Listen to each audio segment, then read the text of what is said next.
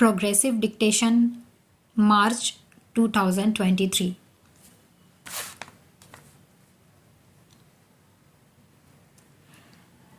Sir, we notice all sorts of methods are being employed to weaken our country, to disturb peace in our country.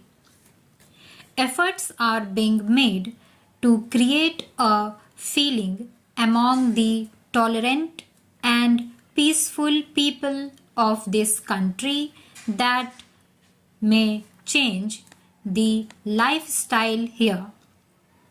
We do not have to submit to separatists, we have to face them.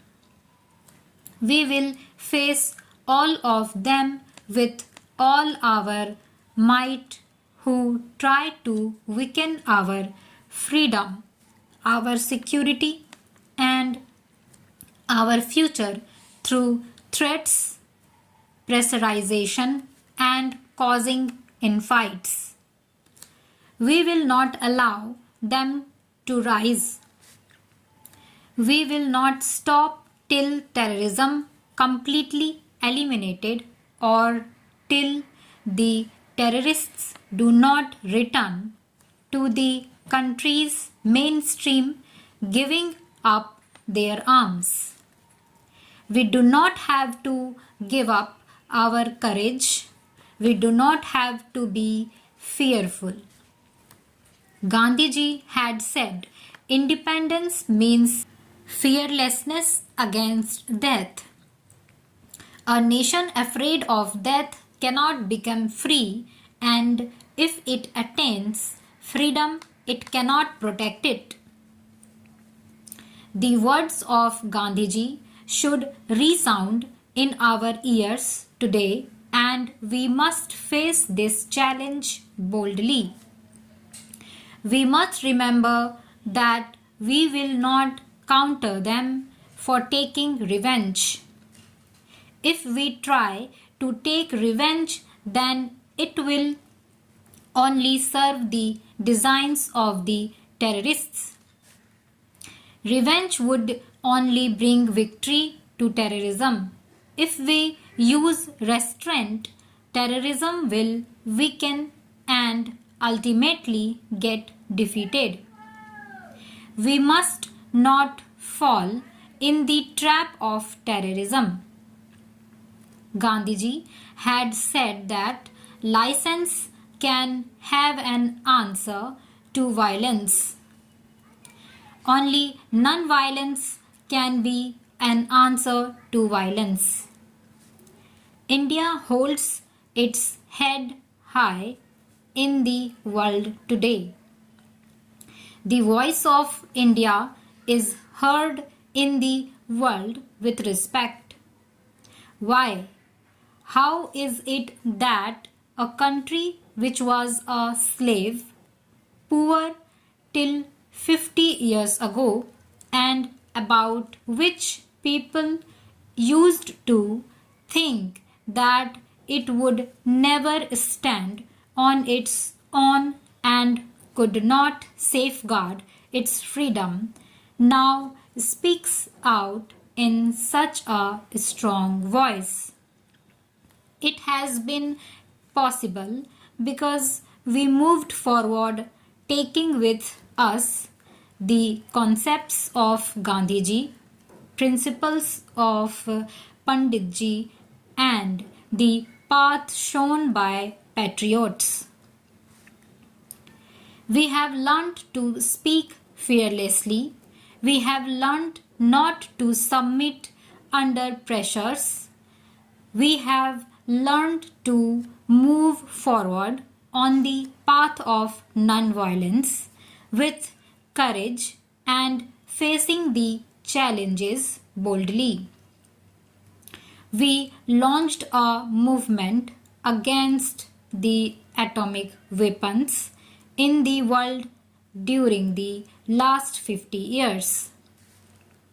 Today, many powerful countries are attracted towards it, which is dangerous for the whole population of the universe. The feeling that Gandhiji and Panditji had brought to the fore before our independence is now spreading throughout the world after 40 or 50 years. It is just insanity that we continue to manufacture weapons while the available weapons alone can extinguish the entire world 50 times. It is really madness that 15 to 20 million rupees are spent every minute in the world on arms race. Even a small fraction of it can help a lot in eradication poverty, diseases, and unemployment. Today, India is paying attention to these things. We are paying attention to human rights and human dignity. South Africa, where Gandhiji had started his first satyagraha, is still reeling under slavery. The flag of freedom has not still gone up there. It is shameful that 100 years have passed, hundred and thousands of freedom fighters have offered sacrifices, including their lives, and the place from where the flame of freedom rose is still under slavery. We have raised the question of poor people in the world. We have taken up the cause of suppressed sections of the world. We have demonstrated that our voice is that of balance, tolerance, compassion, truth, and nonviolence.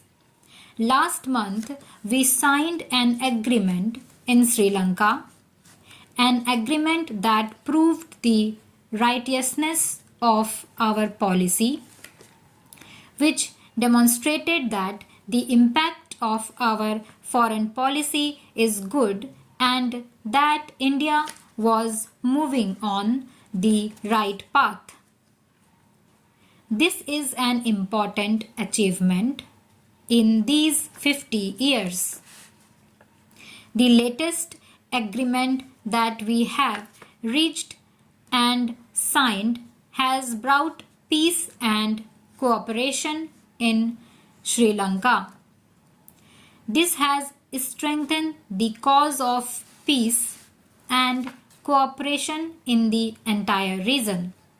We have stalled the activities of those people who were endangering the security of the entire region.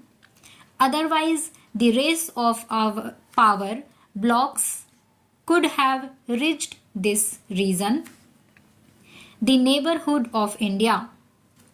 This has strengthened the cause of non-alignment.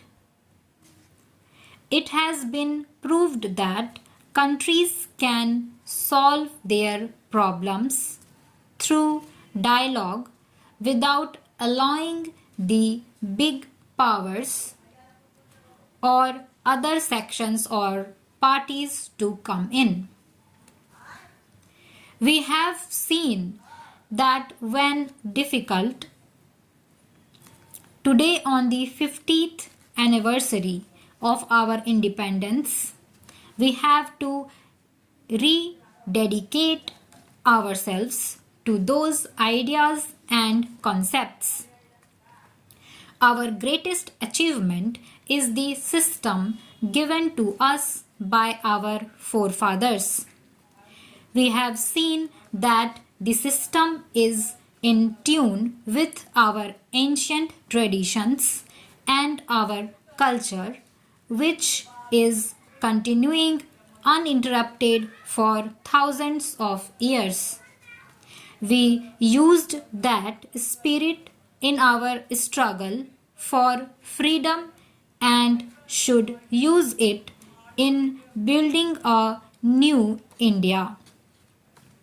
Today, our greatest attainment is our democracy, and we have to safeguard and consolidate it.